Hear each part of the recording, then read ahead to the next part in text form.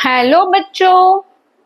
आज मैं आपको कुछ ऐसे टिप्स बताने वाली हूँ जो आपकी पढ़ाई में आपको बहुत सपोर्ट करने वाले हैं, है ना।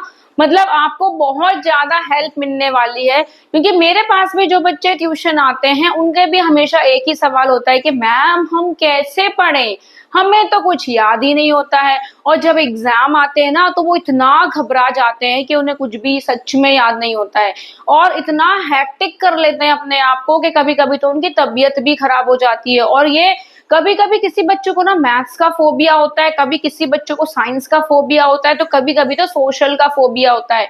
और इतना ज्यादा डर के कारण ना उन्हें कुछ भी याद नहीं होता है। तो देखिए, आज मैं आपको कुछ ऐसा बताने वाली हूँ जिसको अगर आप डे वन से फॉलो करेंगे तो जरूर आप अपने लाइफ में सक्सेस होंगे ही होंगे।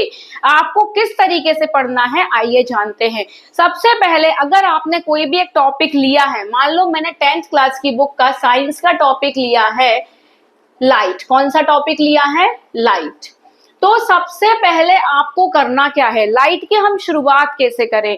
तो सबसे पहले ना आपको लाइट चैप्टर बुक से रीड करना है ना। आपको लाइट का जो चैप्टर है, ये मेरे पास बुक रखी है 10th क्लास की, आपको एनसीईआरटी की बुक का चैप्टर 10, चैप्टर जो भी हो आपकी बुक का, किसी किसी में 9 भी है, किसी किसी में 10 भी है, तो आपकी बुक में जो भी चैप्टर है लाइट का, आप वो चैप्टर ओपन करेंगे और आप उसको रीड करना शुरू करेंगे। देखिए यहाँ पे चैप्टर 10 है, light and reflection of light and refraction, है ना। इस चैप्टर को आपको बुक से बहुत अच्छे से रीड करना है। जब आपने इस चैप्टर को रीड कर लिया तो इसमें ये छोटे छोटे से ना ऐसे ब्लॉक बने होते हैं बच्चे, है ना। ये छोटे छोटे से ये जो एक्टिविटी दी होती है, एक्टिविटी 3 दी होती है, इनको आपको बिल्कुल भी ना छोड़ना नहीं है। मतलब अगर आपने ये छोड़ दिया तो क्या पता आपके असर्शन और जो आपके टॉपिक्स हैं, जो पैसेज वगैरह आते हैं, वो क्या पता इन्हीं एक्टिविटीज से आ जाए। और असर्शन और केस स्टडी तो सीबीएसई में आता ही आता है, 5 और 8 मार्क्स का तो आना ही आना है। उसके बाद आप देखिए, ये जो टेबल दी हुई है, आपको टेबल को पढ़ना है। मतलब कुल मिलाकर आपको बुक में ऐसा कोई भी हिस्सा नहीं है जो आपको छोड़ना हो। बहुत आराम से पढ़िए। उसके बाद देखिए, फिर हमारा एक क्वेश्चन ये होता है कि मैम हमें ना समझ में नहीं आता, पेपर में तो आउट ऑफ सिलेबस आ गया था। बेटा कुछ भी ना आउट ऑफ सिलेबस नहीं आता है, सब आपकी बुक से आता है। अगर आप उसको अच्छे से पढ़ोगे तो, डीप स्टडी करोगे तो कुछ भी आउट ऑफ सिलेबस नहीं होता है। जैसे ये क्वेश्चन दिए हैं, अब हम लोग करते क्या है ना, इन टेक्स्ट तो लर्न ही नहीं करते हैं, एक्सरसाइज वाले लर्न करके चले गए, और क्या पता एक्सरसाइज की जगह आपके स्कूल वालों ने इन टेक्स्ट क्वेश्चन पकड़ा दिए। ये इन टेक्स्ट होते हैं, मतलब बीच के बुक के बीच में क्वेश्चंस भी होते हैं। आप उन क्वेश्चंस को अच्छे से पढ़िए। देखिए यहाँ भी दिया हुआ है।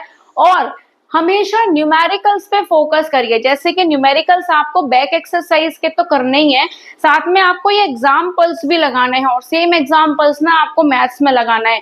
क्योंकि बेटा मैथ्स में ना बहुत सारी चीजें आती हैं, ट्राई दीज आ जाता है, डू दिस वर्क आ जाता है, पॉइंट्स टू रिमेम्बर आ जाता है। आपको ना कुछ भी नहीं छोड़ना है, क्योंकि बोर्ड क्लास में ना पेपर कहाँ से आ जाए हमें कुछ पता नहीं होता है। और जो स्कूल वाले होते हैं ना, वो रिवीजन में वही वही करवा देंगे जो उन्हें एग्जाम में दिया होता है। ये तो आजकल सारे स्कूलों में चल रहा है कि अगर लोकल क्लास है, मान लीजिए 8th है, 7th है, 6th है या फिर 9th है, तो वो रिवीजन टेस्ट करवा देंगे आपको। उसी रिवीजन में से ना आपका एग्जाम में आ जाना है।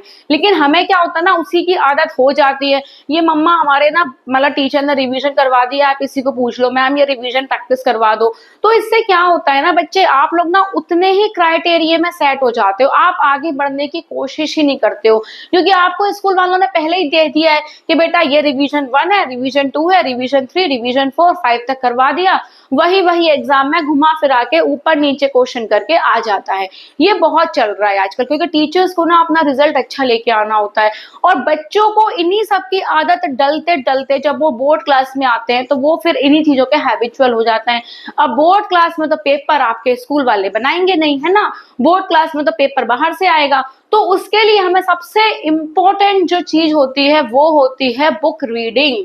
आप बुक रीडिंग की आदत बनाइए, जिससे आपकी स्पेलिंग स्पेलिंग भी सही होगी और जिससे आपको समझ में भी आएगा। और साइंस में तो कोई डायग्राम छोड़ने ही नहीं है, साइंस में तो सारे डायग्राम करने हैं, चाहे वो मिरर्स के हो, लेंस के हो, या फिर अमीबा हो, लाइफ प्रोसेस का हो, न्यूट्रिशन का हो, कोई भी डायग्राम नहीं छोड़ना है, सारे डायग्राम को बना के देखना ही देखना है, हर पॉइंट पे फोकस करना है। एक अपना नोट्स बनाने की आदत डालिए। जैसे आप नोट्स बनाओगे तो सबसे पहले आपने उस चैप्टर में क्या क्या पढ़ा, जो आपका इम्पोर्टेंट टॉपिक है वो आप लिखोगे, इम्पोर्टेंट टॉपिक को।